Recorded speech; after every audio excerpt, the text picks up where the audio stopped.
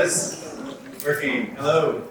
I'm Andy Linn. I am a visiting professor of practice at the WAC in Alexandria, and I have a practice with my college best friend called BLDUS, and I'm here to show you a little bit of our work and to tell you about a book that we're publishing that is coming out next month. But in preparing this talk, I sort of went down a rabbit hole that was more related to BT and the tradition of BT.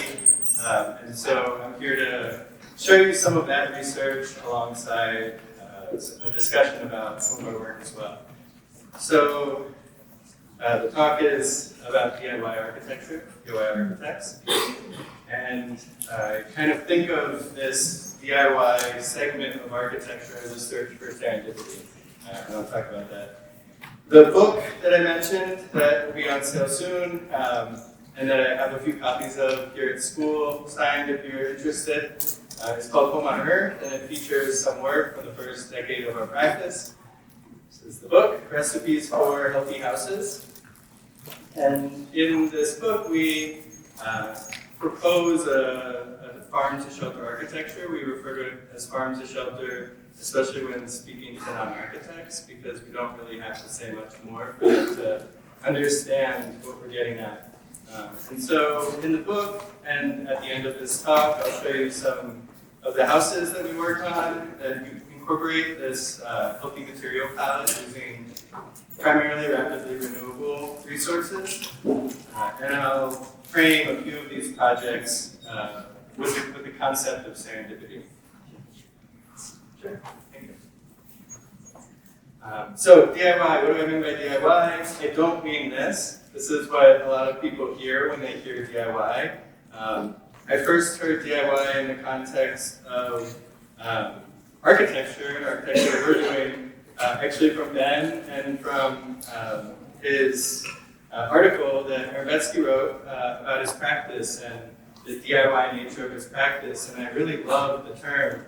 Ben mentioned it on my way out of Blacksburg last time, and it's all I thought about on the drive back. It's this great umbrella that can bring in different relationships between design and construction and development.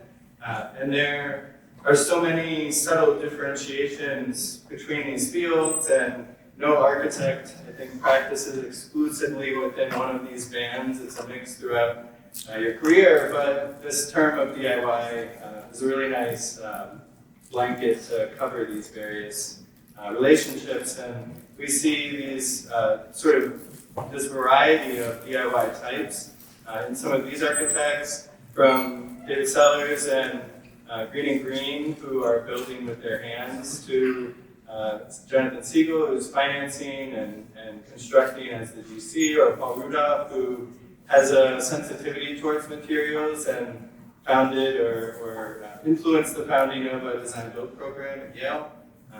And so here's that Flip-a-Texture manifesto about Ben's work, and Edward and Marcus's houses as well. So there's an active pursuit of this tradition within the faculty here at Blacksburg that I raised to your awareness as much as I could at my last talk, but wanted to sort of focus in on this time. The reasons for pursuing DIY architecture, I think, are best articulated by one of my favorite architects, Tamaki Uno, in a lecture that he presented. It's actually a series of short tape segments, and you can find more online. He talks about the main reason for undertaking architecture being to win freedom. And by this architecture, he means architecture that he designs and builds. I undertook to win freedom in constructing architecture, but it is not that easy to get freedom if you take responsibility. But that is ultimately what's necessary. You need to accept the responsibility of the construction site in order to gain freedom in some cases to pursue your architecture. Another factor in my own start of construction is attracting serendipity. Serendipity is a lucky accident in the construction site. I bring it to my construction site. I think it is a gift sent by God for me and for my construction site. And he goes on to talk about how serendipity is a piece of construction that's typically eliminated by the standard architecture relationship to a construction site and a building. This is a quick sample of his work, and you can see how sort of simple and straightforward and easy to understand and easy to put together these projects are, and they really sort of spend their time in proportions and detailing. And so again, Udo's talking about winning freedom in order to pursue serendipity by accepting responsibility. And on the other side, a goal of architecture is to reduce or eliminate chance, coincidence, and serendipity. So how do we pursue serendipity when architecture is meant to eliminate those things? And so DIY architecture allows for this freedom to pursue serendipity in construction. And obviously serendipity is a gift, but to what end? And I think that it's something like an aura surrounding a building that we should be pursuing. And maybe more explicitly than we are now. I think it's something most architects are searching for, but not explicitly. This isn't what I mean by aura. This is not what I mean by aura, although they're related.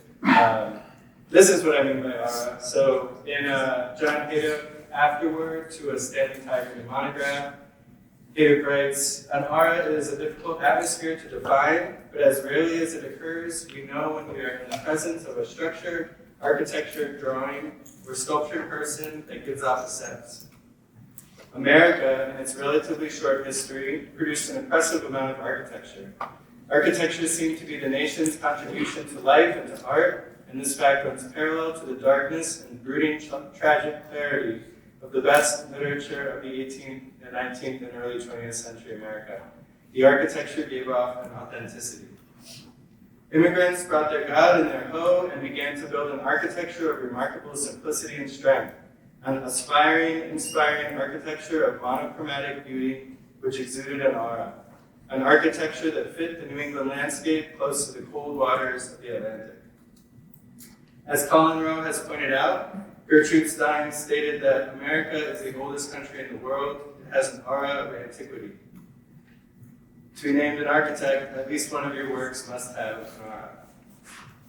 And it isn't just Haydock that talks about aura. In Lucan's very last notebook, which was recently published, he writes extensively about and around aura. I mentioned a desire to express as being an aura which sits within us, all of us, in some form or another. The farmer has it, the architect has it, the businessman has it, the painter has it. He contrasts silence as the aura of the desire to be or to express with light, which is the aura of to be or to give presence. And he talks about the aura of the unmeasurable in human agreement. Ife Jones doesn't speak directly to aura, but he talks around it. It's more than mere construction or mere building or the technical putting together of things. It's more than mere accommodation, or certainly not just stylistic notions. It must transcend these things, and it's something that the human spirit has to be involved with.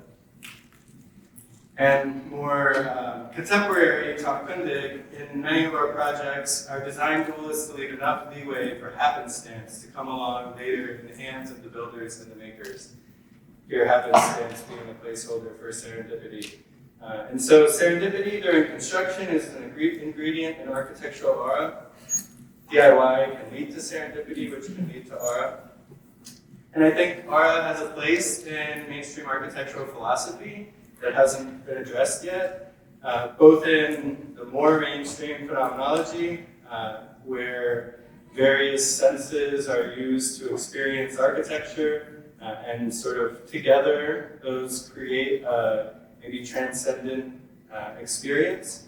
And in object-oriented ontology, where sort of pursuit or recognition of a je ne sais quoi, or an unknowable, untouchable thing can exist around an object.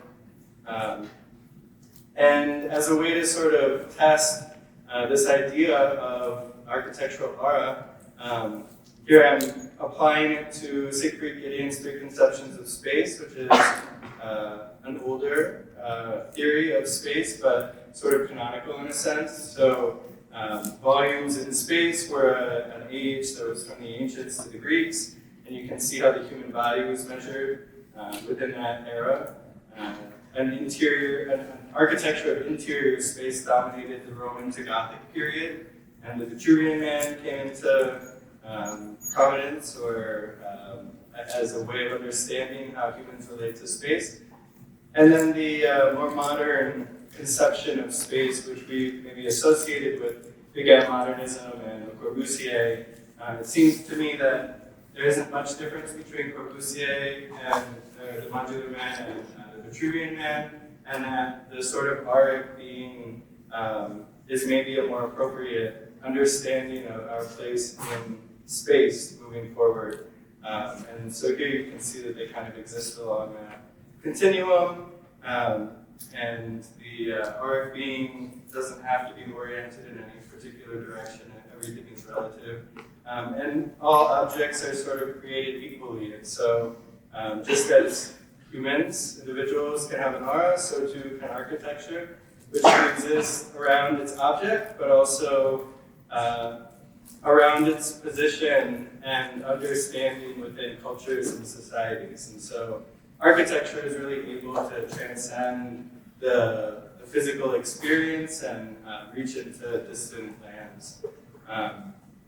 There's a sort of distinction that I think is important to make, which is that the indigenous conception of space is maybe different than the type of space that I'm kind of referring to here, which seems like more of an import, a European import. Creating a way of living that has a oneness with the world and with nature seems at odds with sort of creating an internal universe.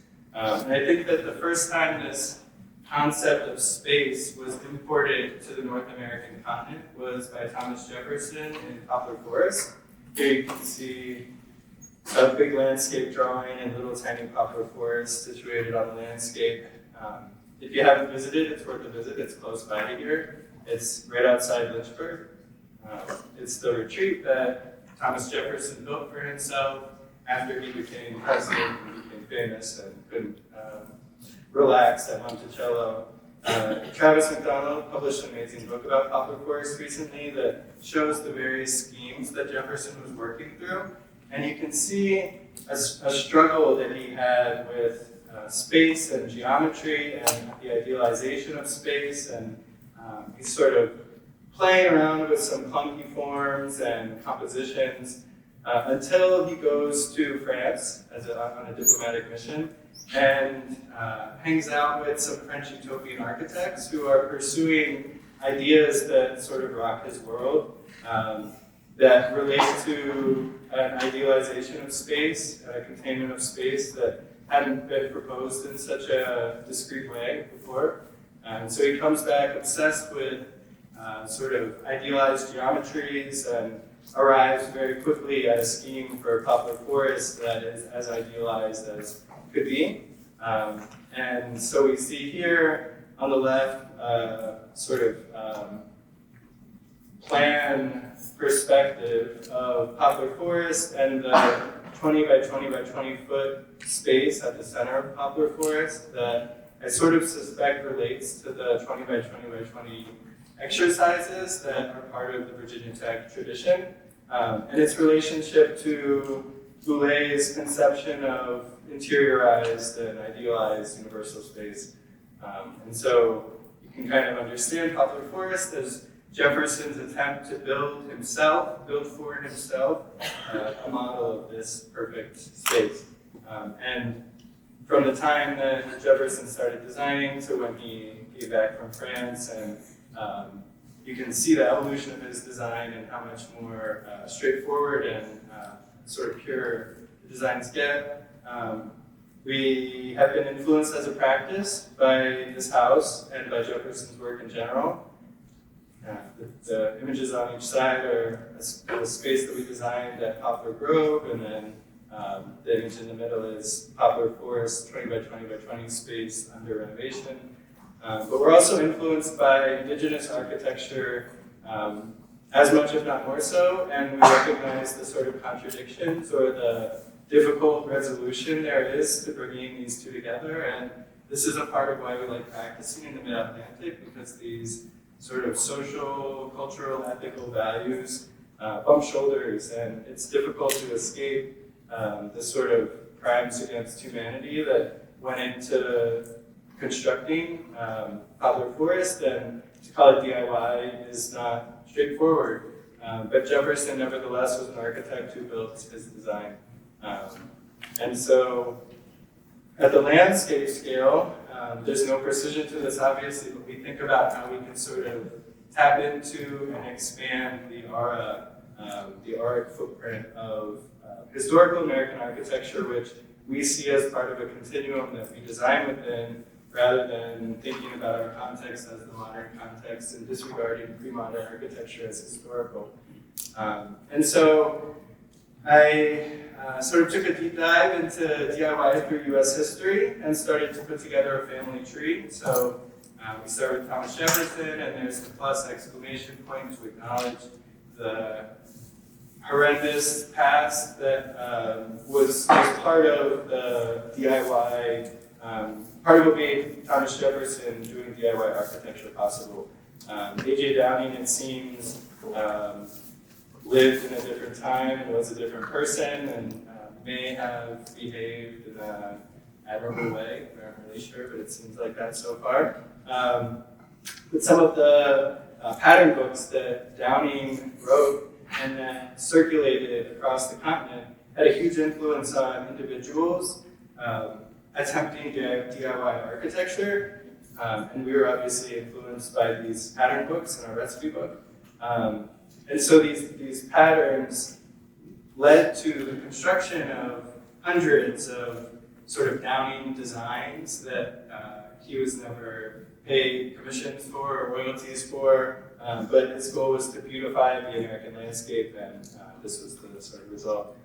And so next on the family tree, we get to Frank Lloyd Wright, who also exploited the labor that was used to produce his buildings, but nevertheless, obviously had a huge impact on DIY architecture in the US. His presence on construction sites was legendary, and the multitude of tectonic systems that he experimented with sort of dwarfs the cumulative portfolios of many of our best architects. So he's a real anchor to this story. And so are his disciples, who went on to either build their own work or understand construction in such a straightforward way that they were able to actualize radical architecture. So Ife Jones, here with Frank Lloyd Wright, Bruce Goff. This is John Lautner, here behind Frank Lloyd Wright drafting. Paolo Soleri at lunch in Taliesin, Frank Lloyd Wright. Richard Neutra with Frank Lloyd Wright. Rudolf Schindler, not with Frank Lloyd Wright, but he had a relationship with him and clearly borrowed lessons, learned lessons from him. And so here's that sort of first generation of influence that Frank Lloyd Wright had on architects who have a deep relationship with construction, whether or not they're building themselves.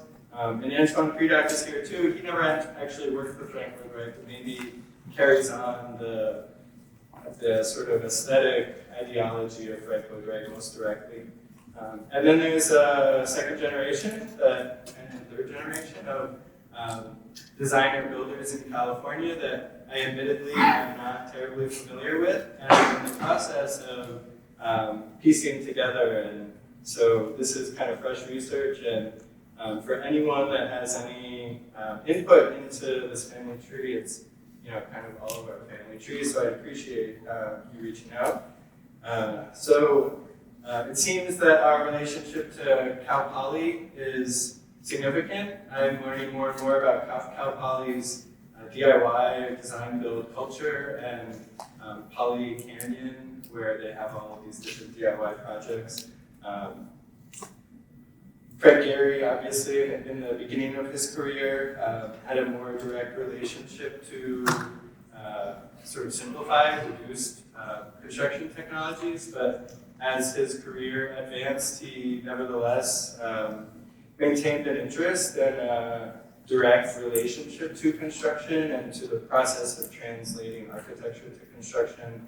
Michael Rotundi, who now has had an influence through Jim, our director, Eric Owen Moss, and parallel to or alongside this Frank Lloyd Wright branch is a Green and Green branch that seems to obviously have an influence or have been influenced by Frank Lloyd Wright, but stands on its own and is more about a sort of stick-based craftsman ideology. The work of Green and Green is amazing, and I don't have a personal feel for its influence on the West Coast, but you can see the tectonic expression that they innovated, finding its way into, I should be mentioning these people. So this is Olsen and Kundig.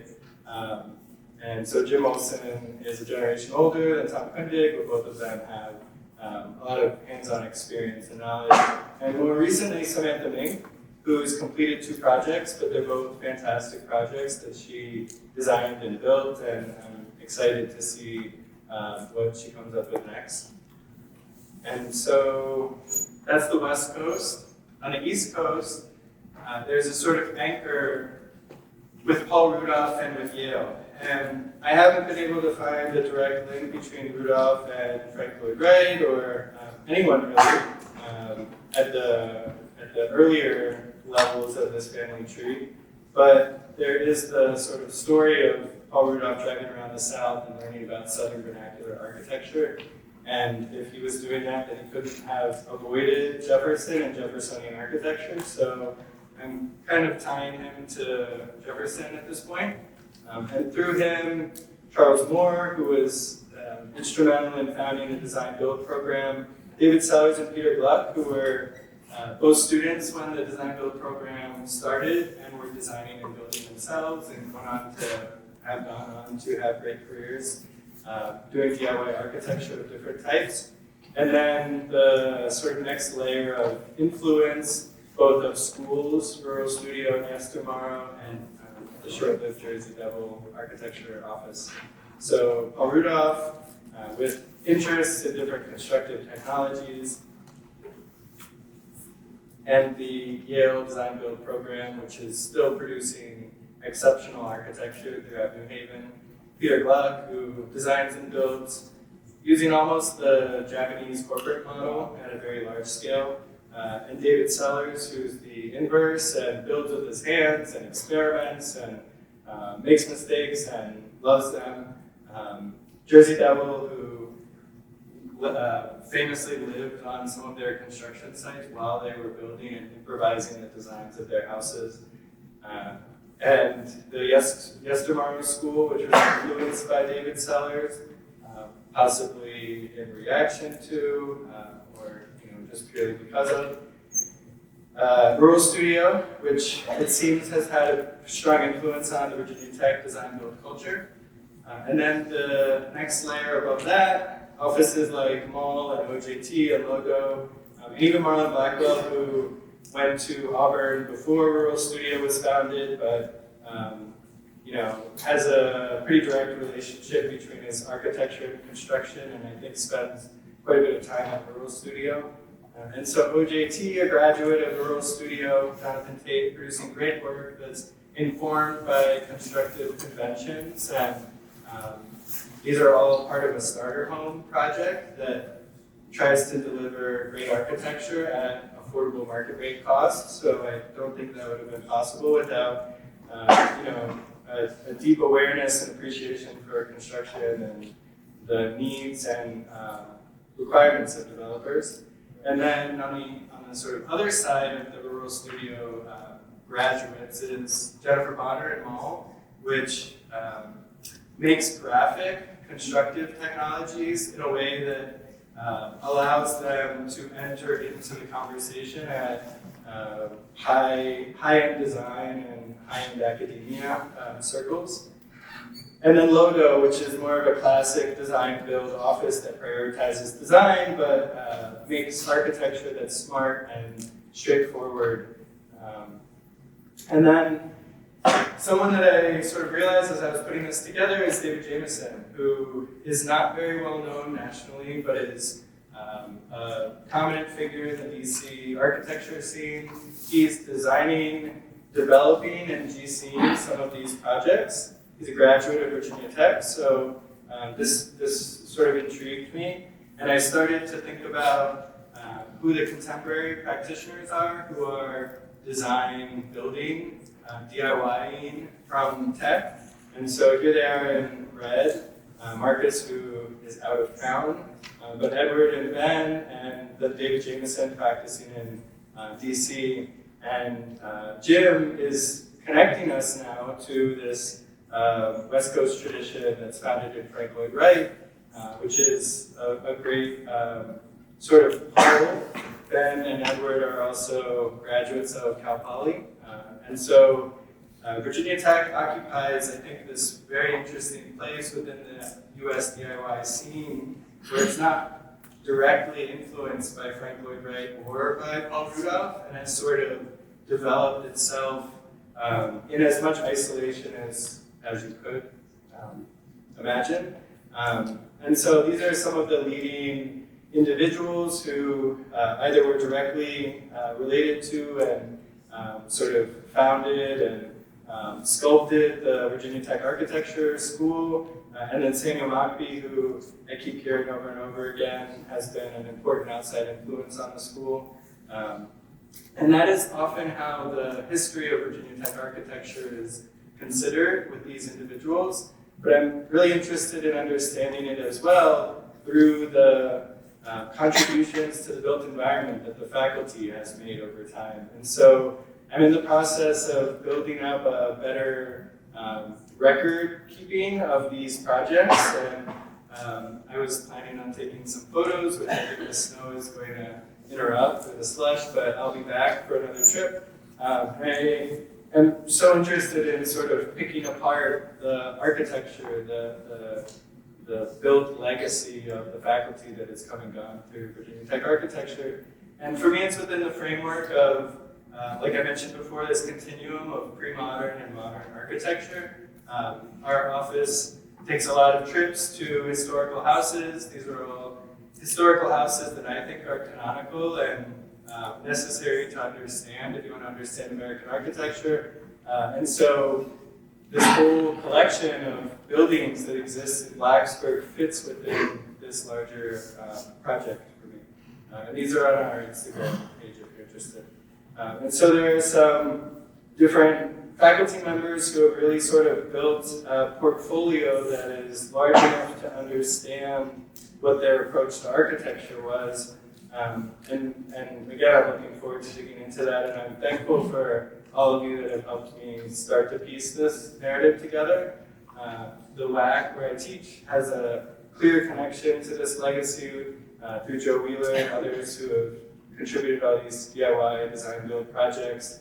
And then VT has this extensive legacy of working with students on DIY or design build projects, like the award-winning Solarthathlon projects and real contributions to the civic fabric of communities around Blacksburg, which include Edward and Kay's recent Overlook, which was built somewhat nearby, and the houses that our faculty members are currently building and living in around Blacksburg. So Edward has a house unpublished, wonderful.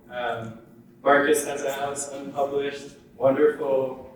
Ben has multiple houses unpublished except for Aaron's article, wonderful. And so, even if you're just driving by these, it's worth visiting, because I think having faculty that have built and are building around you is a special experience. So if you can experience them in person, then go for it. So we're doing the same, different environment in DC, but nevertheless trying to pursue our sort of personal, professional interests, architectural interests through DIY architecture.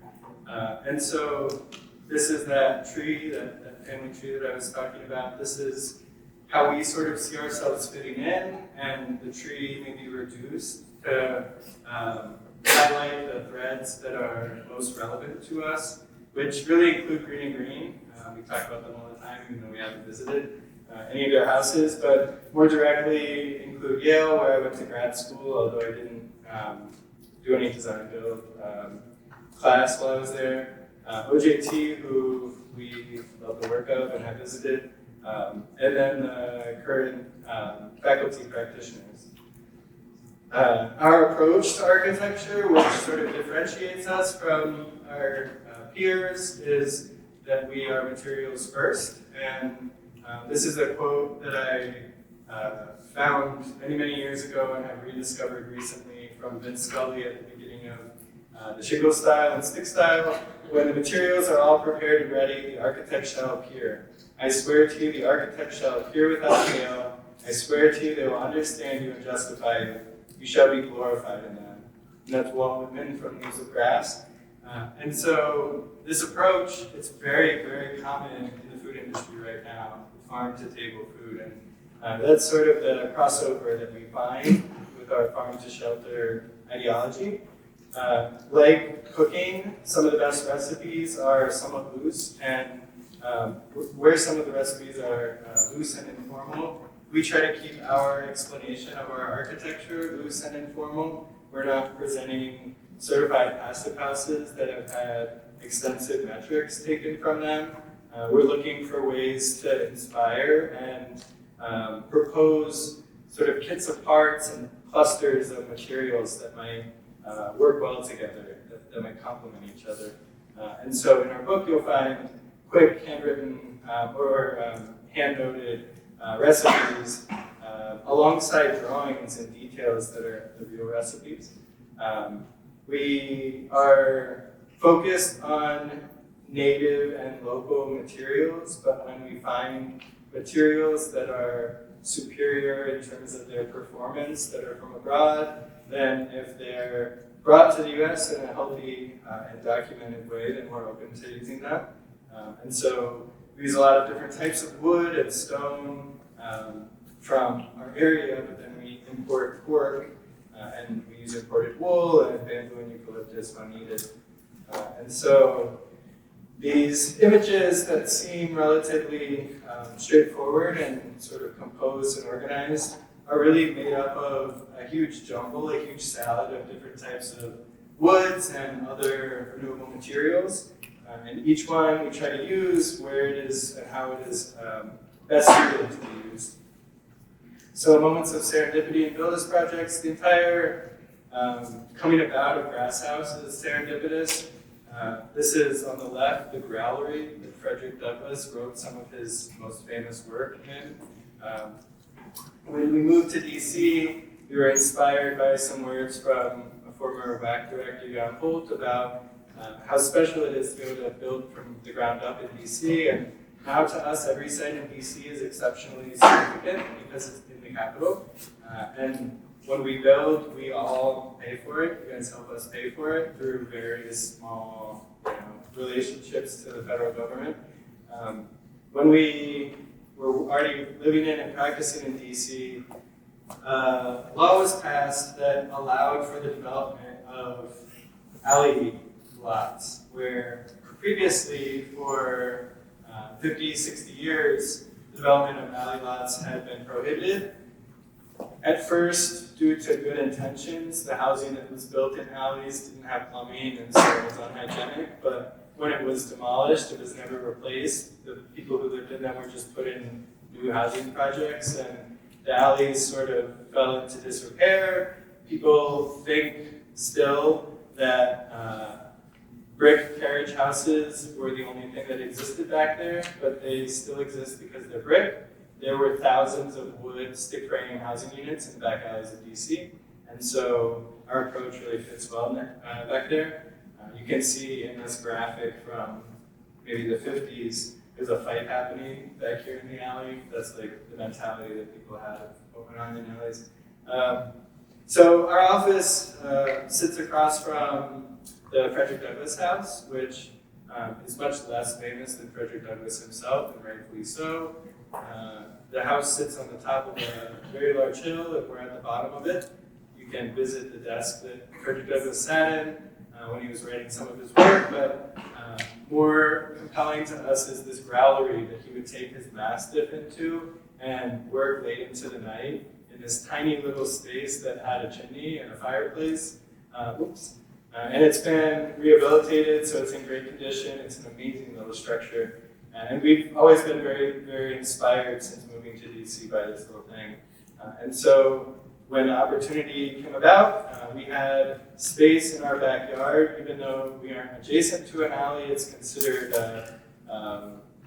part of our backyard, can support an accessory structure. This is an accessory structure, and so we jumped on the opportunity and we built it. It's essentially a piece of the square footage of the house itself that it's behind, but it's a detached structure. And so it's framed using BAMCore, a bamboo pre-manufactured framing system.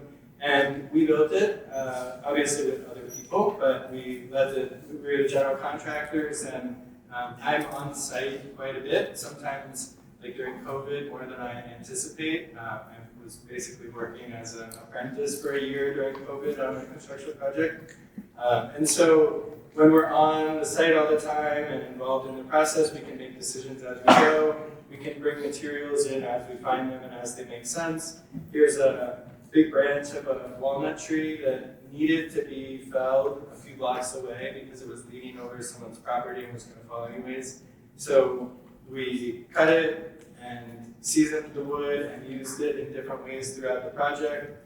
All the finishes of the BAMCore were experiments on site as we went, including the half char, which is sort of like tiger striping, that could be achieved by flashing the torch over the BAMCore very quickly. The wood grain that had the most oil resisted the flames, and where there was less oil, it burned.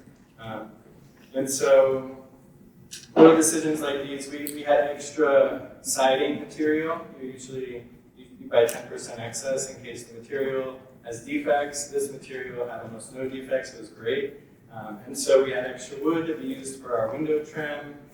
We bought willow from a willow farm, and met the farmer who had previously been a clay potter, moved out to Ohio and decided to start making willow baskets.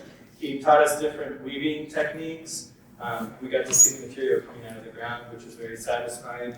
And so back here, there's a thick technique with fewer verticals holding the willow taut. And over here, there's more frequent verticals, which allow us to make the willow taut. So these are experiments as we went along. We didn't have to make prototypes in our office. We can't really afford to make prototypes in our office as sort of city residential architects who do a lot of additions and renovations for everyday homeowners. We don't have the time, so when we can find a project that we can experiment on one-to-one, it works. All of our offcuts from our concrete block and brick pavers were used to make a dry creek bed that our cisterns pump into, that feed the trees that are downslope from the grass house. That was sort of unplanned, but we don't keep dumpsters at our construction sites. We just take the trash ourselves frequently enough that it doesn't pile up, and in doing so, put pressure on ourselves to produce less trash. One of the sort of sad things about getting renewable building materials is when they're packaged in plastic anyways, but we do what we can to cut that waste. And then as we're incorporating these sort of serendipitous materials and moments, it requires on-site and day of and day before sketching. And so our book features quite a few of these hand drawings that, if you're an architect, I think are really the recipes rather than the text. Here you can see the walnut treads, the walnut log, and a big slab of walnut that we used for a bathroom countertop. So this tree permeated the structure. We had a kind of nasty mulberry growing between the concrete, like in cracks between the concrete slab on the site. And so the legs of this table are from that mulberry, and then the handrails are carved down in some of those sketches. And so this project can come together and sort of exist as its own entity, despite all these little micro narratives that exist within each material decision. And through things like social media, we're now able to broadcast something like the Grass House further than even the Frederick Douglass House can travel.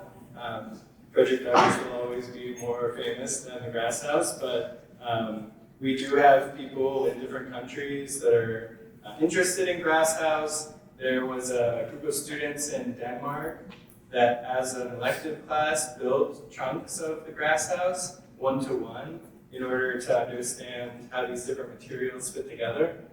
And so, it's exciting to see people learning from the projects that we're learning from.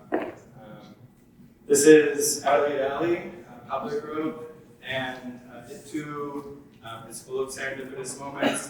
This is the project that I mentioned was built during COVID, and so I was on site a lot.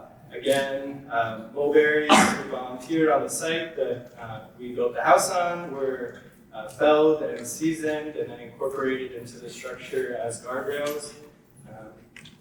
And we left the bark on when we can. We also clad the house in bark made of tulip poplar bark, and so we decided sort of last minute with our engineer that it would be okay to use tulip poplar wood for our structure. It became clear to us why tulip poplar isn't used for structure often, and we have to do some work to brace the checking that is a natural tendency of the wood, but it was important to us to complete this diagram, and we're happy we did. Wood is a great material to use if you're DIYing projects because you can improvise on site. It's very valuable. So these handrails are, again, the 10% excess of material that we bought of 2x12s that we already needed. We just cut little grooves in the backs of them, and they became really nice handrails up the stairs. The bookshelves and lots of little built-in features were scraps from the stair construction. You buy a length of wood and it's 10 feet and you need 8.5 feet, and so you have a chunk of wood left over. When we were finding plywood for this house during COVID, we had a really difficult time with supply chain things towards the end of the project, and so we got some pretty nasty stacks of plywood that had a lot of grain to them that to the manufacturers are defects, and so they apologized and reduced the cost. But by concentrating the grain to certain areas, it looks like a planned feature and I think really adds to the space. We again used exterior wood, the sassafras from the fence, for the window trim because we had excess.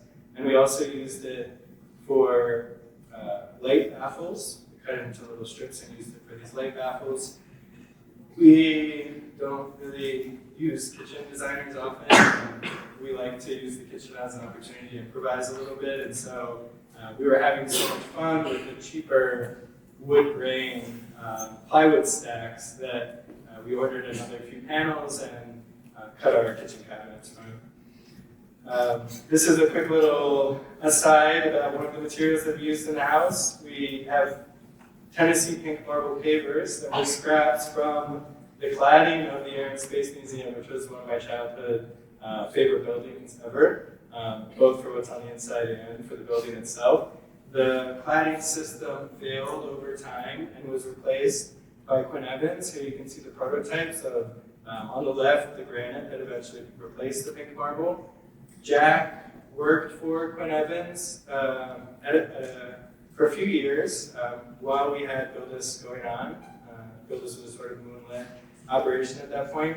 And he knew that these pink marble slabs weren't being put to use because they were clad in toxic foam on the backs, and the government couldn't find a use for them and couldn't risk the liability of letting people use that, so they were just being thrown out. So day after day I begged for a truckload of them, and finally one day the boss was there, they let me throw a bunch in my car. We put them foam down into the gravel, and now the foam isn't an issue, and we have this amazing pink marble. We've since taken trips to the quarry. There's only one quarry, it's in Tennessee. It's wonderful. The material is amazing. Once you know what you're looking for, you see it all over DC and the region. And now we use it in different ways in our projects. This little clerestory window was a last-minute decision that we made. We had planned to have a skylight in this closet, and instead made a clerestory that brings light in from the skylights that we already had in another space. And the result is that from the bedroom, bathroom, suite, you're getting light from the middle of the wall, the roof, the top of the wall, the bottom of the wall, all these different places, and it's a really dynamic environment. And so again, lots of sketching in order to create alignment on the construction site. And it makes sense that some of the sort of precedents or antecedents of Poplar Grove, like Poplar Forest and the typical domus, Roman domus, are themselves sort of DIY projects. Two more projects. This is a new house built in Overback Alley and recently published, using a lot of the lessons that we learned on the previous house that I showed you. And this became a much more economical, straightforward, simple to build house with a more refined palette. The fence, the sticks, the spacing, the design, improvised on site using the leftovers from the cloudy material. The stair itself, too, improvised on site, including the guardrails and the way that we use the different VAMCore components. Integral shelving, too. We often use the spacers that VAMCore slides into their larger panel shipments for window trim and shelves and things like that. The kitchen here, we played with a few different finishes on plywood and eventually came to this finish that looks almost like leather or something. And so now, serendipitously, the lot next to us was available. We made designs for it for someone else. That person couldn't build. The project sat still for a while. An amazing developer came along who sees eye to eye with us on sustainability and construction techniques and detailing and things like that. Wanted to pursue the project and was okay with using the next generation of VAMCore, which is made from eucalyptus or incorporates eucalyptus into the bamboo system. And we didn't have any sort of plan to get into eucalyptus, although it is another naturally or rapidly renewable material. But by sort of allowing the market and the developer, the client, to guide the success of the project, we have now arrived at this new construction technology, and as far as we can tell, one of the first eucalyptus houses on the East Coast. And so here you can see how the VAMCore is delivered to the site, these panels that are lifted into place. So it is much easier to build in tight alley lots than with something like a SIP, which you need a crane for. We can all move these panels on our own. Eucalyptus, I've been learning more and more about it. It's a rapidly renewable material grown in this case, Brazil, because Brazil grows it the healthiest and the fastest. The process is straightforward, but the product is really a plywood that has quite a bit of shear strength in it, enough to resist loads and reduce the amount of studding that you need inside a stick frame house. And that's the ultimate goal of VAMCore, is hollow wall cavities, so continuous insulation, higher performance, reduced utility bills, buy-in from buyers who care nothing about sustainability but just want cheap bills, and buy-in from builders who want quick construction. They're working with D.R. Horton, the second largest home builder in the country, to push this system, and I really hope that D.R. Horton is able to use it at scale to start to address the housing crisis in a way that we never could with our sort of one-off custom homes. And so, eucalyptus is added to our list of ideal materials that we are finding new ways to incorporate into our projects all the time. The sort of missing link right now is the foam around the windows that we can't find a way to get rid of and still meet code. And I'm hopeful that someday someone will find a way to use mycelium for that foam. We also have to figure out how to make a more sustainable water-resistant barrier. Tyvek is junk.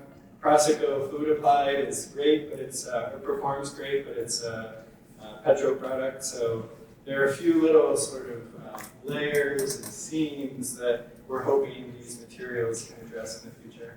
And so this is the eucalyptus house going up.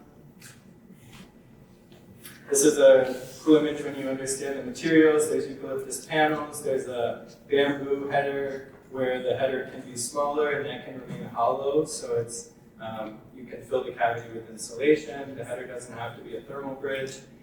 On the larger spans, we're using glulam and then standard floor trusses to allow for ducts and wires to be passed through.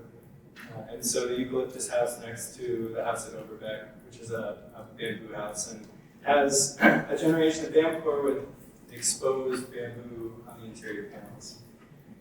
So our new book features a few of these projects and has a number of drawings and photos that haven't been published yet, and we think that, especially for architecture students trying to decipher sketches and drawings that are annotated is a valuable skill to practice, and you'll be doing it for the rest of your life if you work in an office.